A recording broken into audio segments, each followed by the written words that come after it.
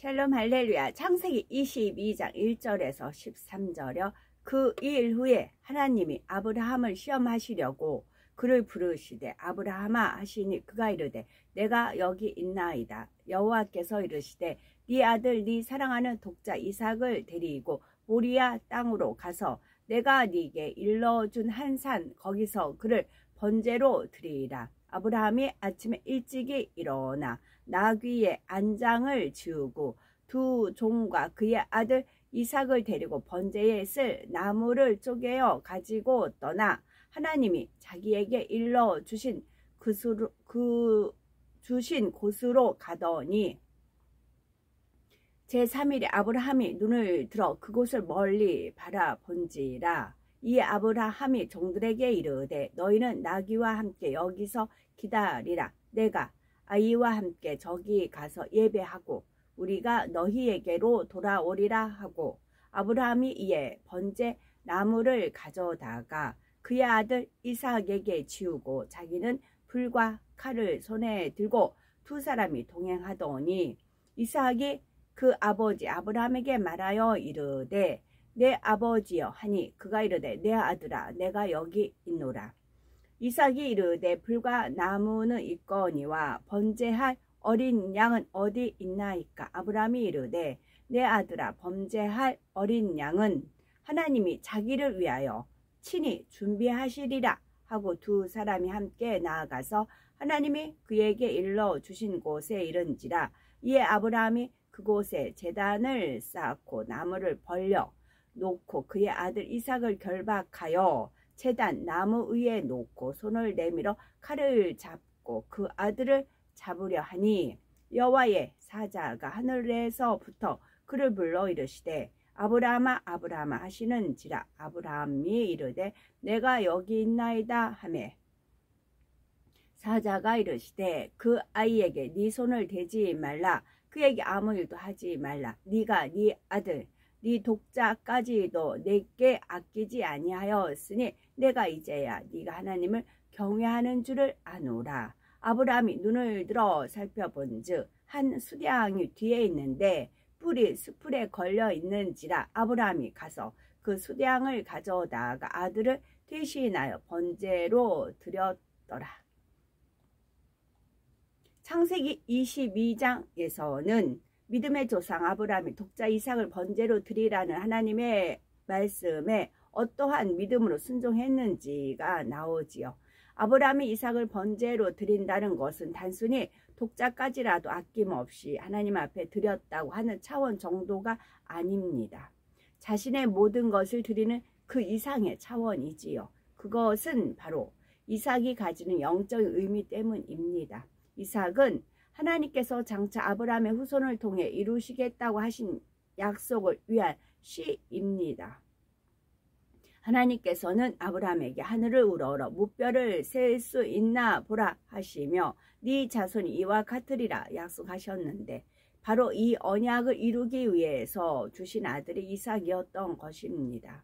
그러니 육으로 생각할 때는 이삭을 번제로 바치게 되면 결국 이삭을 통해 이루시겠다고 하신 언약의 말씀도 함께 물거품이 되고 마는 것이지요. 변함없이 믿고 기다렸던 25년이라는 세월도 또한 이삭을 낳아 지금까지 길러온 세월도 모두가 함께 사라져 버리고 마는 것입니다. 아브라함은 이러한 상황에서도 전혀 육신의 생각을 동원하지 않았지요. 하나님의 말씀 앞에서는 어떠한 이유나 변명도 핑계도 없었지요. 하나님께서는 바로 이러한 아브라함의 온전한 순종과 믿음을 확인하시기 위해 그를 친히 부르시고 시험하신 것입니다. 왜 이삭을 바치라고 하시는 것인지 거기에 대한 아무런 설명도 없었고 또 이삭을 바치면 어떻게 해주시겠다는 어떠한 약속도 없이 무조건 이삭을 바치라 하신 것이죠. 바로 이때 아브라함이 가지고 있던 하나님에 대한 사랑과 믿음의 진가가 나오게 되지요. 3절에 아브라함이 아침에 일찍이 일어나 나귀의 안장을 지우고 두 사환과 그 아들 이삭을 데리고 번제에 쓸 나무를 쪼개어 가지고 떠나 하나님이 자기에게 지시하는 곳으로 가더니 했습니다. 어떠한 육신의 생각이나 잠시 동안의 망설임도 없었고 또는 고민할 것도 없이 즉시로 순종이 나오고 있습니다. 아브라함은 하나님을 온전히 신뢰했기 때문에 육으로 생각하면 도저히 맞지 않는 일이라 해도 이처럼 순종의 행함이 나왔던 것입니다. 아버지 하나님의 선하신 뜻을 믿어드렸기에 조금의 오해함이나 서운함도 없었던 것이지요. 하나님께서 자신의 사랑과 믿음을 인정해 주심으로 이러한 명령까지도 하실 수 있으셨다는 사실에 대해서 오히려 감사하는 마음이었지요.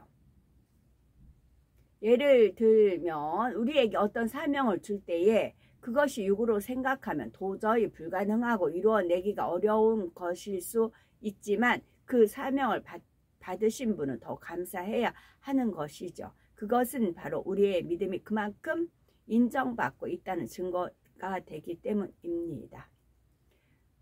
믿음도 부족하고 하나님을 사랑함이 부족한 사람이라면 그런 분에게 어찌 힘들고 어려운 사명을 맡길 수 있겠는지요. 그만큼 믿음도 있고 주님을 사랑하는 사람이라야 그것도 맡겨도 능히 믿음과 사랑으로 해낼 수 있구나 하고 마음이 주관이 와서 그렇게 주어지는 것이고, 결국 어떤 일을 지시하고 사명을 줄 때도 각 사람의 믿음의 분량에 맞춰 줄 수밖에 없는 것입니다.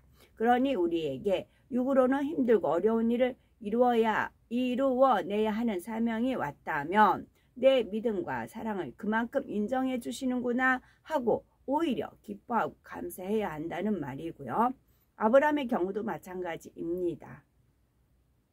하나님께서 누구한테나 아브라함에게 주신 것과 같은 시험을 주실 수 있는 것은 아닙니다. 다니엘과 그의 세 친구에게 허락하신 것과 같은 시험을 아무한테나 허락하실 수 있는 것도 아니지요. 시험이나 연단도 각 사람의 믿음에 따라 허락되는 것이며 하나님의 나라를 위한 사명이나 직분도 각 사람의 마음과 그릇에 따라 주어지는 것입니다. 바로 아브라함은 자신에게 독자 이삭을 바치라는 이러한 시험까지라도 주실 수 있었던 아버지 하나님의 마음을 느꼈기 때문에 그로 인해 어떤 근심이나 고민을 한 것이 아니라 기쁨과 감사로 하나님의 뜻을 행했다는 사실이지요.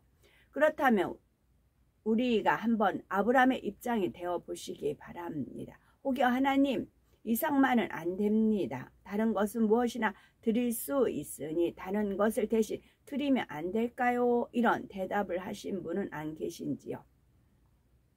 또는 하나님, 조금만 생각할 시간을 주십시오. 아내도 설득해야 하고 준비도 해야 하니 시간을 좀 더 주시면 좋겠습니다. 이런 이유를 대신 분은 안 계신지요? 아니면 하나님, 제가 좀 더 기도해 보겠습니다 한다거나 자신의 생각에 맞지 않으니 아예 불순종하는 분은 안 계신지요? 아브라함은 하나님께서 구체적이고 자세한 내용을 아직 가르쳐 주신 것이 아님에도 불구하고 하나님의 말씀에 즉시로 순종하기 위해 이처럼 아침 일찍이 일어나 길을 떠났던 것을 볼 수가 있습니다.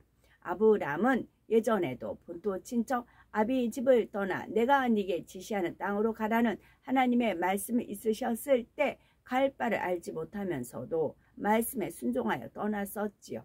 그런데 이번에도 아브라함은 모리아 땅으로 가서 내가 네게 지시하는 한 산 거기서 그를 번제로 드리라는 말씀만을 듣고 즉시로 순종하여 길을 떠났던 것입니다.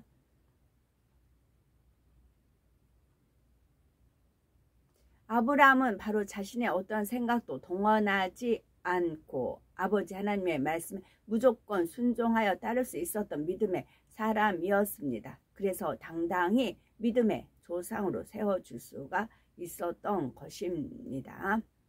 아브라함은 번제를 드리기 위해 길을 떠나면서 준비를 대충 해간 것이 아니었지요. 2명의 사원을 대동하여 번제에 쓸 나무까지 준비하여 떠났지요. 번제에 쓸 나무 하나를 준비함에 있어서도 현지에 가서 대충 아무 나무나 가지고 준비하려는 마음이 아니었음을 알 수가 있는 거죠.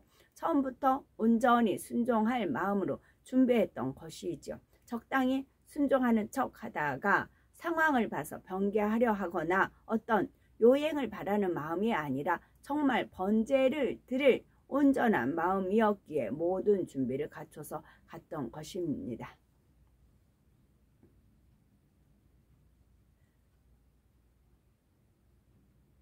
많은 분들은 이 말씀을 설교하면서 마치 아브라함이 마지 못해 이삭을 바친 것처럼 설명하는 것을 들어볼 수가 있습니다. 아브라함은 이삭을 번제로 드리기 위해 사흘 길을 가면서 고민하고 괴로워했다고 말하는 분도 있지요. 그러나 하나님께서 아브라함의 그 당시의 모습을 보여주셨을 때 아브라함은 결코 슬퍼하거나 번민하지 않았습니다. 3일 길을 갈 때도 일부러 걸음을 천천히 한 것이 아니라 오히려 그 걸음을 재촉했지요. 얼굴에 수심이 차 있었던 것이 아니었고 이삭을 보면서 슬퍼하며 눈물을 보인 것도 아니었습니다. 평안한 얼굴에 마음에는 여전히 기쁨과 감사가 넘쳤지요. 그렇다면 아브라함의 이러한 행함은 어디에서부터 나오는 것일까요? 바로 히브리서 11장 17에서 19절에 아브라함은 시험을 받을 때에 믿음으로 이삭을 드렸으니 저는 약속을 받은 자로되 그 독생자를 드렸느니라. 저에게 이미 말씀하시기를 네 자손이라 칭할 자는 이삭으로 말미암았으리라 하셨으니 저가 하나님이 능히 죽은 자 가운데서 다시 살리실 줄로 생각한지라 비유컨대 죽은 자 가운데서 도로 받은 것이니라 말씀하고 있습니다. 즉 아브라함에게는 죽은 자 가운데서 능히 다시 살릴 수 있는 하나님에 대한 온전한 믿음이 있었다는 거지요. 이러한 믿음이 있었기 때문에 아브라함은 이삭을 번제로 드림에 있어서 조금의 주저함이나 서운함 또는 의심이나 변개함이 없었던 것입니다. 우리는 혹여 나름대로는 열심히 달려가고 있다고 생각했는데 뜻하지 않은 시험이나 연단이 왔을 때 나에게 왜 이런 시험이 오는 것일까 하며 그로 인해서 감사와 기쁨이 떠나지는 않았는지요. 아브라함은 이삭을 바치라는 시험이 왔을 때 나는 이렇게 열심히 하나님을 섬기는데 왜 나에게 이런 시험이 왔을까 생각하거나 그로 인해 마음의 감사와 기쁨은 떠나지 왜 나에게 이런 시험이 왔을까 생각하거나 그로 인해 마음의 감사와 기쁨이 떠나지 않았습니다. 아버지 하나님을 향한 마음이 한 번도 변개하지 않았고 오히려 아버지 하나님의 마음과 뜻을 헤아리며 신실히 믿어드렸던 것이지요. 아브라함과 같은 시험이 왔을 때에 그 마음에 변개치 아니하고 온전히 마음 중심에서 기뻐하고 감사할 수 있는 분이 있다면 그런 분은 아버지 하나님께서 반드시 축복 주시고 크게 드러내어 쓰실 수가 있습니다. 우리가 축복을 받기 위해서는 어차피 통과해야 할 시험들이 있게 마련이지요. 이 시험을 기쁨과 감사로 통과할 수 있는 사람에게는 아버지 하나님께서 얼마든지 시험을 허락하셔서 그가 통과하여 축복받도록 하실 수가 있습니다. 그러나 만약 시험이 왔을 때 힘들어하고 넘어질 사람이라면 아예 처음부터 축복을 주시기 위한 시험을 허락하실 수조차 없다는 사실이지요. 4절에서 6절에 보니 제3일에 아브라함이 눈을 들어 그곳을 멀리 바라본지라 이에 아브라함이 사환에게 이르되 너희는 나귀와 함께 여기 기다리라. 내가 아이와 함께 저기 가서 경배하고 너희에게로 돌아오리라 하고 아브라함이 이에 번제 나무를 취하여 그 아들 이삭에게 지우고 자기는 불과 칼을 손에 들고 두 사람이 동행하더니 했습니다. 여기서 아브라함이 눈을 들어 그곳을 멀리 바라보았다는 것은 그가 이삭을 번제로 드리기에 앞서 조금이나마 주저하거나 망설이는 모습이 아니라 아버지 하나님의 말씀을 온전히 이루기 위한 결연한 의지와 다짐이 담겨 있는 것입니다. 또한 아버지 하나님의 말씀에 온전히 순종하기 위한 지혜도 담겨 있었는데 그것은 바로 함께했던 두 사원은 남겨둔 채 이삭만을 데리고 번제 드릴 곳으로 갔다는 사실입니다. 그렇다면 이렇게 하는 것이 왜 지혜일까요? 예를 들어서 아브라함이 번제 드릴 곳까지 두 사원을 함께 데리고 갔다고 생각해 보시기 바랍니다. 아브라함이 막상 이삭을 잡아 번제로 드리려 할 때 아마 두 사화는 주인님이 좀 이상해지셨나 보다 하며 아브라함의 행동을 막으려 했을 것입니다.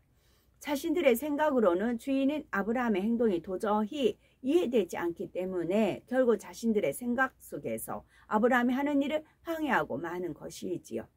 아브라함이 두 사환에게 아니다, 이것이 하나님의 뜻이다 하고 말해 주어도 두 사환의 생각으로는 도저히 이해될 수가 없었을 것이지요. 더군다나 독자 이삭이고 자기들이 사랑하는 주인이요, 그것을 잡아다가 번제로 짐승처럼 각을 떠서 드린다고 하는 것이 사환에게는 이해가 되겠는지요. 그러니 접근 못하게 막지 않겠습니까?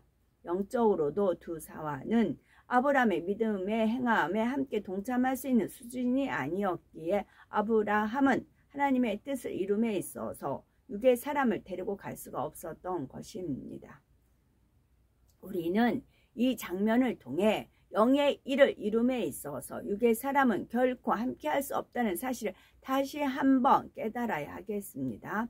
예를 들어서 하나님의 일을 이룸에 있어서 육의 사람은 사람이 많으면 그만큼 하나님의 일도 더 잘 이루어질 것이라 생각하지만 영적으로는 그렇지 않습니다. 사람이 많고 적음이 문제가 아니라 과연 그 안에 영의 사람이 얼마나 있느냐가 중요하지요.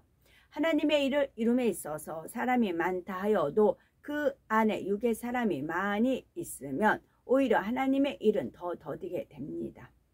육의 사람들은 결국 육신의 생각을 동원하기 때문에 영의 것을 이해할 수도 없는 것이고 자신의 생각 가운데서 육의 방법을 찾기 때문에 영의 방법으로 이루는 데에 방해만 되지요. 온전한 순종도 나오지 않을 것이고 육의 사람들은 하나님의 뜻과 방법을 말해 주어도 결국에는 자신이 보기에 좋을 대로 행해 나가기 때문입니다. 알려줘도 결국에는 자신이 보기에 좋을 대로 행해 나가기 때문입니다.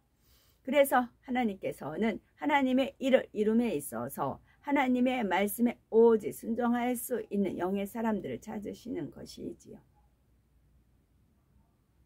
사사기 7장에 보면 하나님을 이루는 데 있어서 단지 사람의 수가 많은 것보다 사람의 수는 적다 해도 순종할 수 있는 사람이 얼마나 중요한지를 잘 알 수 있는 사건이 나옵니다. 미디안과 아멜렉을 비롯한 이방 족속의 연합군이 13만 5천 명 가량의 수많은 군대를 이끌고 이스라엘을 공격하러 왔을 때 이에 맞서기 위해 모집한 이스라엘의 군대는 단 300명만을 가려 뽑아냈습니다.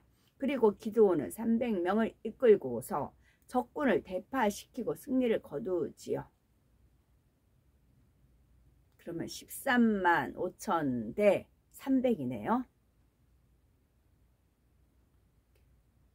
이거 한번 13만 5천 대 300. 육의 사람이 볼 때는 한 사람이라도 더 필요한 이때에 하나님께서는 오히려 고르고 골라 300명만을 남기시고 나머지는 집으로 돌려보내려고 하신 것이죠. 바로 하나님의 일을 이루기 위해서는 순종할 수 있는 사람들이 필요하기 때문입니다. 하나님께서 기드온에게 주신 전략은 믿음 있는 사람만이 순종할 수 있는 방법이었지요. 칼과 창과 활로 단단히 무장해서 적진으로 쳐들어가라 하신 것이 아니었습니다. 무기 대신에 각 손에 나팔과 빈 항아리를 들고 항아리 안에는 횃불을 감춘 채 적진으로 다가가 항아리를 깨트리고 나팔을 불며 큰 소리로 여호와와 기드온의 칼이여 외치는 것이었습니다. 그러니 목숨을 아까워하고 사람의 생각 가운데 두려워 순종하지 못할 사람은 이 작전에 함께 할 수가 없었던 것입니다.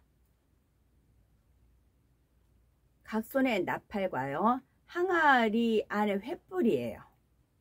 그럼 항아리, 우리 각자 마음이 항아리라고 하면 그 항아리 안에 횃불, 성령의 불이 있는 겁니다.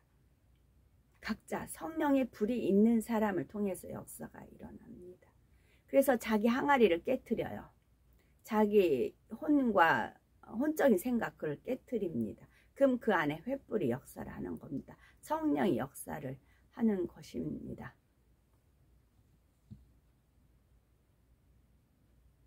다시 말해 순종 그래서 그 김풀 목사님 그 설교에 이제 그 천국에 가면 각 항아리가 있답니다. 각자 항아리가 있으면 우리가 여기서 기도를 하잖아요.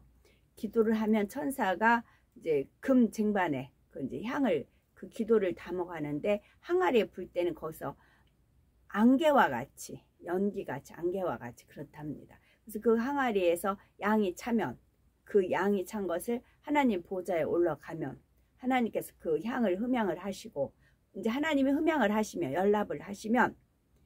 연락을 하셨잖아요. 그러면 그 천사가 그 항아리를 붓는답니다. 그럼 그 부은 것이 이 땅에 내려와서 우리가 각자 기도한 것이 응답이 주어진다. 그런 표현을 쓰셨더라고요. 이것은 이제 천국을 견학하다 보면은 또 항아리에 각자 이름이 있고 그것이 이제 표현이 되어 있지요. 그런데 그 향으로 해서 올라가는데 안개와 같이 뿌연한 안개로 같이 이제 기도하는데 그게 신랄같이 올라가는 거 있고 폭포수 같이 길게 올라가는 것이 있고 그래요. 그리고 또 하나는 우리 한국말로 이렇게 우리나라 각자 이제 다 언어 틀리지만 그런 말로 하는 거는 원수마귀 사단이 알아들어요. 그런데 방언으로 하는 거는 원수마귀 사단이 알아듣지 못한다. 그 표현을 해서 방언 기도가 그만큼 중요하다. 그런 말을 하더라고요. 근데 주의할 것은 그 방언도 온전히 성령의 방언이 있는가 하면 원수마귀 사단 루시퍼가 주는 방언도 있다고요. 원수마귀 사단 루시퍼가 주는 방언을 들어보면 모두가 하나님 저주하는 말이라고요. 하나님 저주하는 말. 그런 말을 한다고요. 그런데 방언. 그러면 그걸 어떻게 분별하는가? 그 사람 행함을 보면 알아요. 그 사람 마음에 궁유라니까 행함과 진실함, 빛의 열매, 모든 일에 착함과 의로움과 진실함. 방언기도 실컷 했어. 딱 일어났는데 뭐 자기가 뭐 누가 이렇게 치다고 해서 딱 막 성질 부린다거나 혈기 낸다거나 그러면 그건 성령의 역사가 아닌 겁니다. 아무리 혈기가 해서 막 왔어요. 그래서 막 기도를 했어요. 그러다 보면은 자기가 혈기 낸 게 성령이 깨우쳐 주잖아요. 그럼 통해자복을 하고 숙연해지고 겸손해지고 낮아지고 그런 마음이 되는 거지요. 그래서 분별할 수 있어서 방언이 다 똑같은 방언이 아니다 라는 걸 주의하시고요. 저는 그거를 하나님께서 이제 사단이 준 방언을 이제 잠깐 통역 열어서 이제 통역을 하게끔 했지. 그때 하나님을 저주하는 방언이. 그래서 원수마귀 사단 루시퍼가 이끄는 지옥에서는 다 하나님을 이제 저주한다고 하잖아요. 하나님을. 그래서 우리가 반석에 바로 서야 됩니다. 그래서 우리가 각자 가진 면류관을 빼앗기지 말아야 되고요. 영적인 권세가 있어야 되는 것입니다. 다시 말해 순종할 수 없을 것 같은 사람은 일찌감치 집으로 돌려보낸 후에 어떤 명령에도 순종할 수 있는 사람들만을 모아 그들을 통해 하나님의 계획을 이루었다는 말이지요. 이렇게 순종만 하면 하나님께서 책임을 져주신다는 사실입니다. 순종만 하면 기드온과 300명의 용사가 이처럼 하나님의 말씀에 순종했을 때 적군을 크게 놀라 자기들끼리 서로 칼로 치며 도망함으로 그 혼란을 틈타서 이스라엘은 큰 승리를 거둘 수가 있었지요. 여기서 또한 나팔을 들었댔잖아요. 손에는 나팔 두고 빙 항아리에는 횃불 성령의 불 그 안에 있고 나팔 입으로 내가 예수 그리스도만이 구세주다 나의 구원이다. 그 나팔을 불 수 있는 사람 전도할 수 있는 사람 그런 사람을 쓰시는 거지요. 이는 오늘날에도 마찬가지입니다. 어떤 경우는 아무리 일이 급하고 많은 사람이 필요한 일이라 해도 그렇다 해서 아무나 보낼 수 없는 경우가 많지요. 육의 사람이 가서는 도저히 안 되는 일이기에 보낼 만한 영의 사람이 없으면 차라리 보내지 않는 것이 나오는 경우도 있다는 말씀이고요. 연단하고 연단해서 한 사람 한 사람을 영의 사람으로 만들어 가시지요. 왜 때를 따라 시험을 허락하셔서 알곡과 쭉정이를 가르시겠는지요. 우리에게 놀라운 사명을 이루시기 위해서 꼭 알곡이 필요한 영의 사람들이 필요하기 때문입니다. 그래서 믿음으로 순종할 수 있는 우리를 통해 아버지 하나님의 뜻과 섭리를 이루어 가시는 것입니다. 영의 생각을 하지 못하고 육신의 생각 가운데 빠져 하나님의 말씀을 믿음으로 받지 못하는 사람들은 영적인 일에 함께 동참하기가 힘듭니다. 아브라함은 두 사환을 남겨둔 채 이삭과 둘이서만 번제 드릴 장소로 갔습니다. 하나님의 뜻에 따라 이루는 영의 일은 혹여 육의 사람들로 인해 방해받지 않기 위한 것이었지요. 이처럼 아브라함은 하나님의 말씀을 이룸에 있어서 주변의 상황이나 환경에 상관없이 변함없는 의지 가운데 순종했던 것이고 결코 중도에 변개하거나 불순종할 마음이 조금도 없었지요. 그러니 이러한 아브라함의 모든 것을 처음부터 지켜보신 아버지 하나님께서는 그 마음의 아름다운 향을 받으심으로 기뻐하셨고 여호와 이레로 모든 것에 합력하여 선을 이루어 주셨습니다. 8절에 번제할 어린 양이 어디 있나이까 묻는 이삭에게 아브라함은 아들아 번제할 어린 양은 하나님이 자기를 위하여 친히 준비하시리라 답변합니다. 이때 아브라함은 앞으로 어떤 일이 일어날지를 모르는 상황에서 고백한 것이었지만 하나님께서는 바로 아브라함의 이 고백대로 친히 번제에 쓸 짐승을 준비해 두신 것이지요. 아브라함은 이삭 대신 다른 것으로 번제를 드린다는 것은 생각도 하지 않고 있었지만 그의 선한 고백을 들으신 아버지 하나님께서는 그의 고백대로 이루어 주셨지요.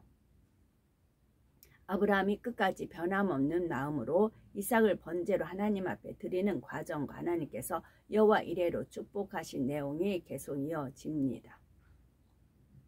우리는 아브라함이라는 한 인물의 삶을 통해 참으로 많은 것을 깨우칠 수가 있습니다. 그래서 또 지나가면 또 제가 잊어버려서 여호와 이레 하나님이시잖아요. 여호와 이레 하나님입니다. 그러니까 저 같은 경우는 이제 뭐 경제 생활을 안 하는데 어떻게 살까? 여호와 이레 하나님이시죠. 근데 이제 물질적인 것은 이제 걱정하지 말라. 이제 부족하지도 않고 넉넉하지도 않고 그냥 저 새끼 밥 먹고 사는 누구한테 이제 뭐 내가 누구 도와줘야 될 자녀 뭐 도와줘야 될 그런 상황은 아니에요. 여호와 이레 하나님이라 제가 감사드리는 걸로 해서 말씀드려요. 이제 뭐 다들 이제 그 애들 고모들 중에 이제 보험회사 다니는 분이 있었어요. 그러니까 억지로 보험을 들어줘야만 됩니다. 만료되면 또 보험 들으라고 하니까 이제 그러니까 이제 반강제적으로 이제 보험을 듭니다. 근데 보험을 들어놓은 게 있는데 연금보험이었어요. 1년에 한 번씩 돈이 나오는 보험입니다. 근데 이제 주 계약자 있고 주종 있잖아요. 근데 주를 그 20년 살았던 그 귀한 분으로 든 것이 아니라 그분을 저로 들었어요. 저로 들었어요. 제가 주예요. 제가 죽어야 돈이 많이 나오는 거. 그래가지고 이제 그 20년 살 그 귀한 분은 이제 두 번째예요. 근데 두 번째 있는 분이 사별을 한 거잖아요. 그래서 보험이 반만 나와요. 1년에 한 번씩. 금액을 드리는 게 확실한 게 좋죠. 만약에 저는 그 관계를 또 몰랐어요. 저는 몰랐어요. 근데 보험회사 가서 이제 1년에 한 번씩 돈을 탑니다. 1년에 400만 원 나와요. 딱 1년에 400만 원 나와요. 근데 만약에 저를 주로 했다면 800이 나온대요. 800. 그럼 더 여유가 있지요. 더 여유가 있는데 오히려 그래서 오히려 그 20년 그분이 그렇게 사별이 돼서 반 금액만 저한테 나와요. 그래서 보험회사 갔더니 이제 안타깝게 알려줘가지고 알았어요. 그러니까 그때 순간적으로 이제 그 상대를 주로 들고 제가 종으로 들면 되잖아요. 그러면 800이라는 돈이 나올 거 아니에요. 그럼 제가 여유 있게 배 탕탕 두들기면서 살 거 아니에요. 근데 그렇게 안 하셨다고요, 하나님. 미리 아실 거 아니에요. 예지예정이실 거 아니에요. 그래서 어떻게든지 보험은 들어줘야 돼요. 그런데 그때 이제 저는 거기에 별로 경제적인 건 제가 관여를 안 했으니까. 근데 그때 그런 것까지도 여호와 이레 하나님이라 제가 넘치지도 않고 부족하지도 않고 있는 바를 족하게 여기는 그런 마음을 가질 수 있게끔. 그러니까 항상 마음이 낮아지고 낮아지는 마음이에요.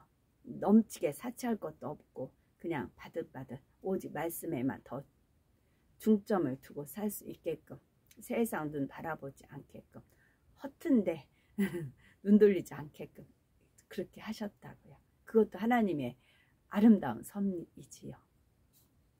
여호와 이레 하나님, 저한테 딱 맞게끔, 제 수준에 맞게끔 그렇게 하신 분이시더라고요.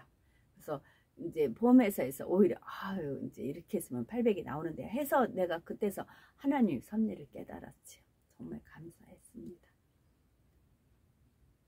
우리는 아브라함이라는 한 인물의 삶을 통해 참으로 많은 것을 깨우칠 수가 있습니다.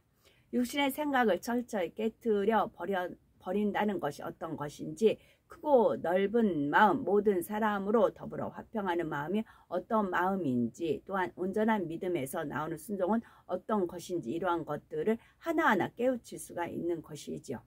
그렇다면 우리도 말씀을 들으면서 모든 것을 그대로 내 자신의 것으로 삼아야 되겠지요. 지금은 영의 급속한 흐름을 타고 있는 때이므로 우리가 결단하고 기도하며 노력해 간다면 이전보다 훨씬 신속하게 영으로 들어올 수가 있는 때입니다. 아버지 하나님의 뜻을 이루기 위해서는 정령, 영의 사람들이 필요하지요. 예를 들어서 예수님께서 변화산에 올라가셨을 때 누구와 가셨는지요. 마태복음 17장 1절에 엿새 후에 예수께서 베드로와 야고보와 그 형제 요한을 데리시고 따로 높은 산에 올라가셨더니 하여서 제자들 중에 베드로와 야고보와 요한만을 데리고 올라가셨던 것을 알 수가 있습니다. 또한 회당장 야이로의 죽은 딸을 살리러 가실 때도 마가복음 5장 37절에 베드로와 야고보의 형제 요한 외에 아무도 따라옴을 얻지 아니하시고 하였지요. 이처럼 예수님께서 영적인 일을 이루실 때에는 제자들 중에서도 특별히 가려서 데려가신 것을 볼 수가 있습니다. 마지막 때를 준비함에 있어서도 이와 같이 영의 일에 동참하기 위해서는 영으로 준비된 사람이 있어야 하는 것입니다. 그래서 아버지 하나님 편에서도 때가 급하시기 때문에 자신을 돌아보아 육의 모습들을 홀이라도 남김없이 벗고 영으로 돌아올 수 있도록 많은 말씀으로 깨우치고 이끌어 가시지요. 그러나 선택은 바로 우리의 자유의지에 달려 있습니다. 영의 흐름을 탈 것인가 아니면 육의 흐름을 탈 것인가는 내 스스로 선택해야 합니다. 하나님께서 너는 영이다, 너는 육이다 나누시는 것이 아니라 스스로 택하는 것입니다. 요한복음 3장 20에서 21절 악을 행하는 자마다 빛을 미워하여 빛으로 오지 아니하나니 이는 그 행위가 드러날까 함이요 진리를 쫓는 자는 빛으로 오나니 이는 그 행위가 하나님 안에서 행한 것임을 나타내려 함이라 하셨지요. 이 말씀처럼 우리 스스로가 내 자신의 행함을 통해 나는 무엇을 택하고 있는가를 돌아보아야 되는 것입니다. 그러므로 범사에 영을 선택하여 날마다 빛으로 더 가까이 나와 오심으로 아버지 하나님의 일을 이루어 드리는 데 있어서 당당히 쓰임 받을 수 있는 우리가 되어야 되겠죠. 아멘.